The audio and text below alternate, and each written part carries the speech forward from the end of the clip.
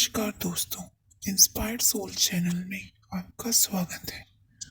कहानी शुरू करने से पहले आप सभी से एक विनम्र विनती है, कृपया कहानी को लाइक करें व अपने परिवार और दोस्तों संग कहानी शेयर करें और आपके अपने चैनल इंस्पायर्ड सोल चैनल को सब्सक्राइब ज़रूर करें।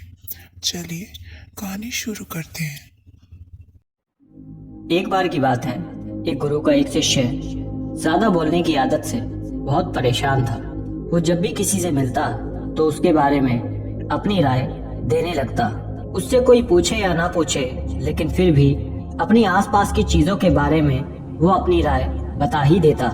आश्रम में रहने वाले लगभग हर छात्र और शिक्षक के बारे में उसकी अपनी सकारात्मक या नकारात्मक राय होती थी, जिसे वो बिना सोचे समझे लोगों के सामने रख दिया करता था। जब भी आश्रम में रहने वाला कोई दूसरा छात्र अपनी कोई समस्या लेकर उसके पास आता तो वो उसकी पूरी बात सुने बिना ही उसको सलाह देना शुरू कर देता। वो अक्सर अपने मित्रों से कहता रहता कि तुम्हें ये काम ऐसे करना चाहिए या वैसे करना चाहिए। उसे अपनी आसपास की चीजों के बारे में जो भी आधा अधूरा ज्ञान था, मित्रों के बीच गपशप के दौरान वो बोल बोल कर अपने इस ज्ञान का दिखावा करता था। उसकी इन्हीं हरकतों की वजह से आश्रम का कोई भी छात्र या शिक्षक उसे गंभीरता से नहीं लेता था। अक्सर उसके साथ पढ़ने वाले छात्र उससे दूर रहने की कोशिश करते, क्योंकि वो हर बात पे उन्हें सलाह देने लग जाता। कोई भी उसे अपना मित्र नहीं बनाना चाहता था।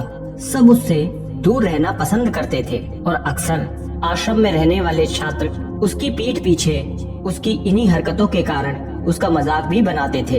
उस लड़के को भी पता था कि उसकी ज्यादा बोलने की आदत की वजह से कोई भी उसे पसंद नहीं करता। वो भी अपनी इस आदत को अब बदलना चाहता था, लेकिन वो चाहकर भी हर बात पे अपनी राय दे ही देता था। वो अपनी इस आदत से मजबूर हो चुका था।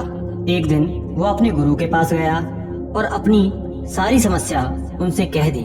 गुरु ने कहा कि वत्स, ज्यादा वही इंसान बोलता है जिसे लगता है कि वो सब कुछ जानता है। ऐसा इंसान जो ये मानता है कि वो बहुत थोड़ा ही जानता है और उसे अभी बहुत कुछ सीखना है, वो कभी भी जरूरत से ज्यादा नहीं बोलता और ना ही बिना मांगे किसी को राय देता है। तो इसलिए खुद के अंदर से सबसे पहले ये अभिमान हटाओ कि तुम्हें सब कुछ पता है। उस शिष्य ने अपने गुरु के सामने अपना सिर झुका दिया। गुरु कहते हैं कि वत्स, मैं एक दिन में तुम्हारी ज्यादा बोलने की आदत को खत्म तो नहीं कर सकता।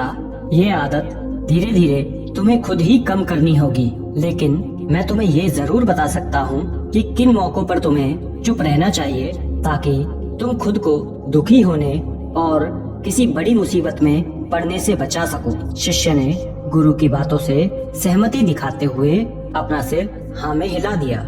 गुरु ने कहा, वत्स, इन 5 मौकों पर हर इंसान को हमेशा शांत रहना चाहिए। पहला, जब तुम्हें लगे कि कोई तुम्हारी भावनाओं को तुम्हारे शब्दों से नहीं समझ सकता, उस समय तुम्हें बिल्कुल शांत रहना चाहिए। अक्सर हम लोगों को अपने दुख और अपनी परेशानियां बताना शुरू कर देते हैं, जबकि हमारे आसपास रहने वाले ज्यादातर लोगों को इस बात से कोई मतलब नहीं होता कि हमारी जिंदगी में क्या गुजर रहा है। उन्हें सिर्फ खुद से मतलब होता है। वो केवल खुद के बारे में बात करना चाहते हैं। वो केवल खुद की तारीफ सुनना चाहते हैं। उन्हें हमारे जीवन की परेशानियों से सच में कोई मतलब नहीं होता और ना ही वो सुनना चाहते हैं। हो सकता है कि वो 1 या 2 बार तुम्हारी दुख भरी कहानी को सुन भी ले, लेकिन उसके बाद वो तुमसे दूर भागना शुरू कर देंगे, क्योंकि कोई भी दुखी या असहाय व्यक्ति के साथ रहना पसंद नहीं करता। इसलिए कभी भी अपने कुछ करीबी दोस्तों और परिवार वालों को छोड़ के किसी ऐसे इंसान को अपनी परेशानी मत बताना जो उसे समझने की बजाय उनका मजाक बनाए। दूसरा, जब तुम्हें ये ना पता हो कि किसी विशेष मौके पर क्या बोलना है या फिर किसी विशेष घटना के बारे में तुम्हें आधा अधूरा ही ज्ञान हो, तो ऐसे मौके पर भी तुम्हें अक्सर चुप ही रहना है। जब भी कोई व्यक्ति किसी विशेष विषय या घटना के बारे में जानकारी ना होते हुए भी या फिर आधा अधूरा ज्ञान होने के बाद भी उस विषय पर चर्चा करता है, तो वो अक्सर मजाक का पात्र ही बनता है। इसलिए कभी भी आधी अधूरी या इधर उधर से मिलने वाली जानकारी के आधार पर अपनी बात किसी के सामने मत रखना।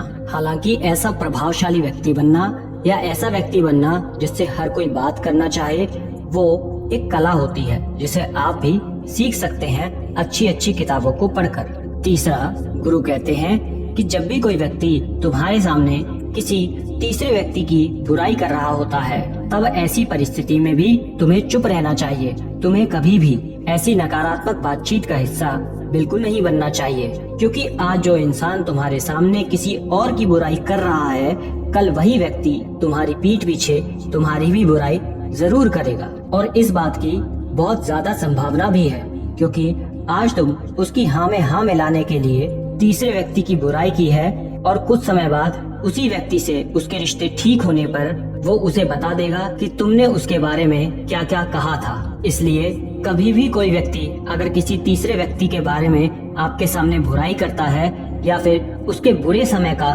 मजाक उड़ाए, तो तुम्हें सिर्फ उसकी बातों को सुनना है, अपनी कोई भी राय वहाँ पे नहीं रखनी। अगर तुम उसमें राय दोगे तो भविष्य में तुम्हारे लिए समस्या जरूर खड़ी होगी। चौथा, गुरु ने कहा, जब कोई व्यक्ति तुम्हारे ऊपर गुस्से या घृणा से चिल्लाए, तुम्हारा अपमान करने की कोशिश करे, तब ऐसी परिस्थिति में तुम चुप रहकर सामने वाले के गुस्से और घृणा को कम कर सकते हो। साथ ही तुम स्थिति को खराब होने से बचा सकते हो। जब तुम सामने वाले के क्रोध का जवाब क्रोध से ना देकर उस समय चुप रह जाते हो, तब ये बात उस क्रोध करने वाले इंसान के दिल में लगती है। गुस्सा कम होने पर उसे अपनी गलती का पछतावा होता है और इस बात की संभावना बढ़ जाती है गुस्सा शांत होने पर वो अपनी गलती के लिए आपसे क्षमा मांगे। और अगर क्षमा नहीं भी मांगता तो अंदर ही अंदर खुद को दोषी समझने लगता है और फिर अगली बार वो तुम पे गुस्सा करने या फिर घृणा करने से पहले कई बार सोचेगा। लेकिन तुम्हें हर परिस्थिति में चुप ही नहीं रहना। अगर कोई गलत कर रहा है तो तुम्हें उसका जवाब भी देना है, क्योंकि कुछ लोग ऐसे भी होते हैं जिन्हें हमारे चुप रहने से ऐसा लगता है कि ये हमारी कमजोरी है।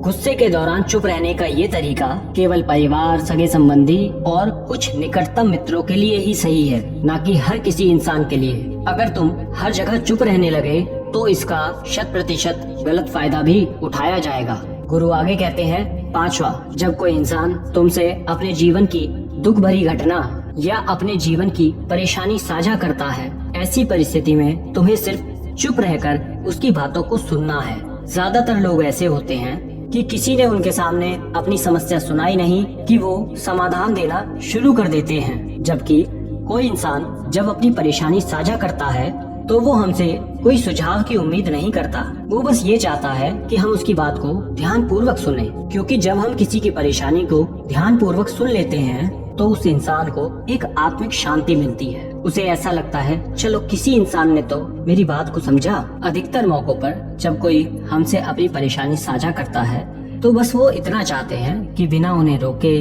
बिना उन्हें कोई सलाह दिए हम उसकी बात को ध्यान पूर्वक सुने, क्योंकि ज्यादातर जो सलाह हम उन्हें देना चाहते हैं उन्हें पहले से वो पता होती है। परेशानी के समय किसी इंसान को सांत्वना देने का सबसे अच्छा तरीका है कि उसकी बात को बिना रोक टोक के ध्यान पूर्वक सुना जाए। जब हम लोगों की बातों को बिना उन्हें बीच में रोके ध्यान से सुन लेते हैं तो उनकी नजरों में हमारे लिए सम्मान और स्नेह का भाव पैदा होता है। हम ज्यादा गंभीर, शांत दिमाग और बुद्धिमान व्यक्ति प्रतीत होते हैं। इसलिए जब भी अगली बार कोई अपनी परेशानी बताए तो बस उनकी बातों को ध्यान पूर्वक सुन लेना, और जब तक वो तुमसे खुद उस समस्या के बारे में सलाह न मांगे तब तक उन्हें किसी भी प्रकार की सलाह मत देना। गुरु ने कहा, मेरी एक बात हमेशा याद रखना, जब तुम कम बोलते हो तो लोग तुम्हारी तरफ ज्यादा आकर्षित होते हैं कि तुम क्या हो और क्या सोचते हो।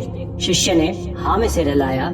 शिष्य अब गुरु की बातों को समझने लगा था और समझ चुका था कि उसे किन किन परिस्थितियों में शांत रहना है, और वो ये भी जान चुका था कि कम बोलकर आश्रम में वो अपनी खोई हुई प्रतिष्ठा को वापस हासिल कर सकता है। उसने गुरुजी को धन्यवाद किया और वहाँ से चला गया। आशा करते हैं आप भी ये बात को समझ पाए होंगे।